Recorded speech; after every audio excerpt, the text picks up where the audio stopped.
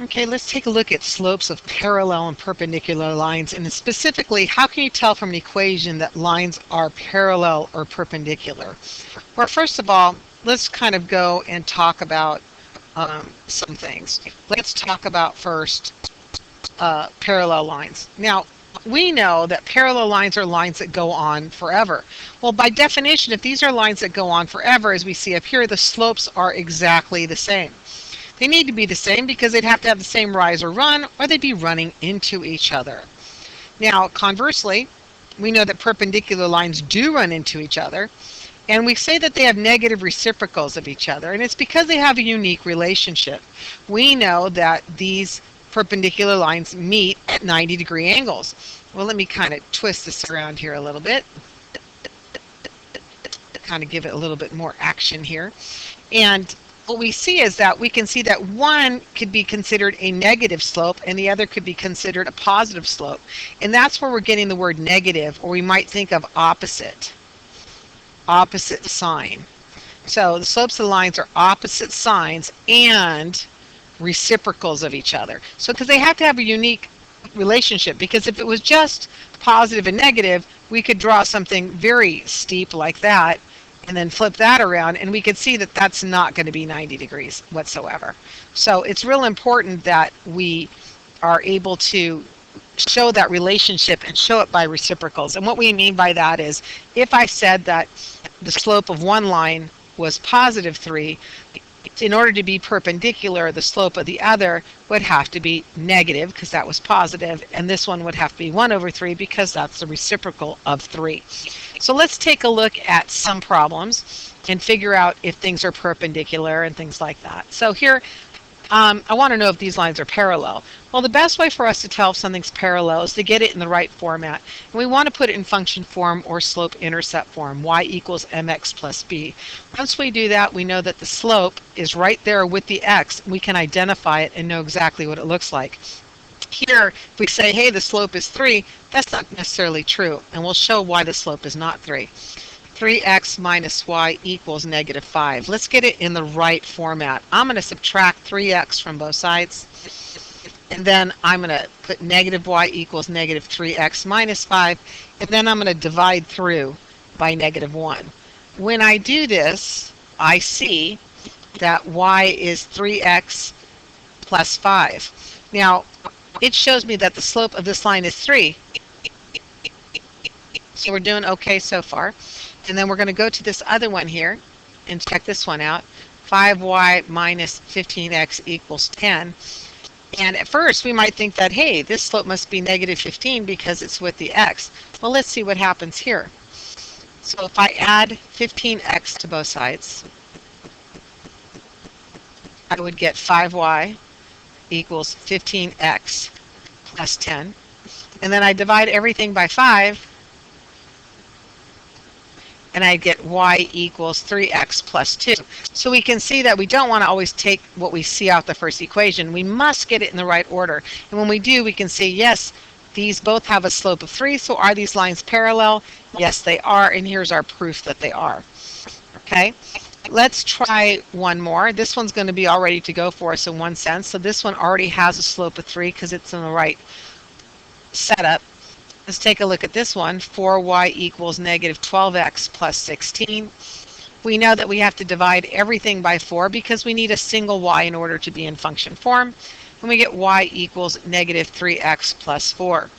We can see that this being a slope of negative 3, that these lines are not parallel. They're not even perpendicular either. Just having opposite signs isn't enough to do that. Let's take a look now at perpendicular. So this one's already set up to go for us, negative 2. So in order for us to hope that the slope of a perpendicular line, we want to get 1/2, positive 1/2.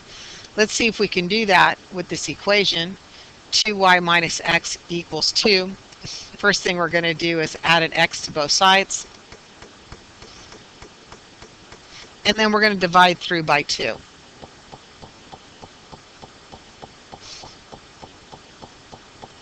Now when we do that, we can see that there's a 1 there in front of the x, so we did get positive 1/2, and that's what we wanted. So yes, these lines are perpendicular. Let's try it again one more time. and find out if these are perpendicular. We're going to have to do a little bit of work. Let's do this first one here first. 4y equals 3x plus 12. That's the easy one to fix. So we want to divide by 4. And here we find out that y equals 3/4 x plus 3. So our slope that we have here is 3 over 4. In order for them to be perpendicular, we need to get negative 4/3. Not only the positive to the negative, but also the reciprocal. So let's take a look at this equation here. First thing we're going to do is we're going to add 2 to both sides. So then we get negative 3x plus 4y equals 2. Then we're going to add 3x to both sides. And we get 4y equals 3x plus 2. And then we're going to divide through everything by 4. And we get y equals 3/4 x plus 1/2. Well, when we took a look at this, we got a slope of 3/4. Well, the question is, are these perpendicular? The answer is no. They're not perpendicular. But guess what? They do happen to be parallel. So that's something to think about. You know, don't get caught up in, oh, look, same slope. Make sure that you understand what you're looking for, perpendicular or parallel. Now, that's just to practice the skill a little bit. Let's look at how it's really used a little bit more in depth. We're going to write an equation in slope-intercept form using this information. We have a point here, 410, which represents an x and y are ordered pair. And we're going to say it's parallel to the line y equals 3x plus 8. Well, if I want it parallel to that, that means the slope I need to have needs to be the exact same. Well, the slope of this line right here happens to be 3. So I'm going to take this information of a point and a slope, and I'm going to combine it and put it together. I'm going to use slope-intercept form to find the y-intercept, because if I find the y-intercept and I have the slope, I can write an equation of a line very quickly. So I'm going to plug in the numbers. So I get 10 equals 3 times 4 plus b. So 10 equals 12 plus b. I'm going to subtract 12 from both sides. And I find out that b equals negative 2. So I'm going to take this information that b equals negative 2. My slope is 3. So I get y equals 3x minus 2. So I've written an equation of a line.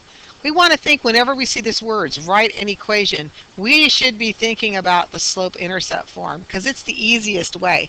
We could use point-slope form, but then that's another equation you have to have memorized. This one's kind of easy. It's one of those ones that you're going to use a long time and through a lot of different math classes. So it's a good one to understand and understand the parts of it. And again, when we understand the parts of it, M represents the slope, B represents the y-intercept, and X and Y represent an ordered pair. Let's try it one more time with a perpendicular line. So we know we're going to write an equation. Well, if we're going to write an equation, we know we want y equals mx plus b. We're going to put it in slope-intercept form, and we're going to use this information. We know that 2 and negative 1 are going to represent our x and our y. And since we want slope perpendicular to this line, well, perpendicular to 3 means if it's positive, it must be negative, and the reciprocal of 3 is 1 over 3. We're going to take this information and plug it in, and so we can find our y-intercept. So we'll get negative 1 equals negative 1/3 times 2 plus b. We simplify that down. Negative 1 equals negative 2/3 plus b. We're going to add 2/3 to both sides. And we find out that negative 1/3 is what b equals. We'll take that information along with the slope information, and we're going to write ourselves an equation of a line. Y equals negative 1/3 x minus 1/3, and we're done. So hopefully this helps you to show and be able to demonstrate where lines are parallel and where they're perpendicular just based on an equation.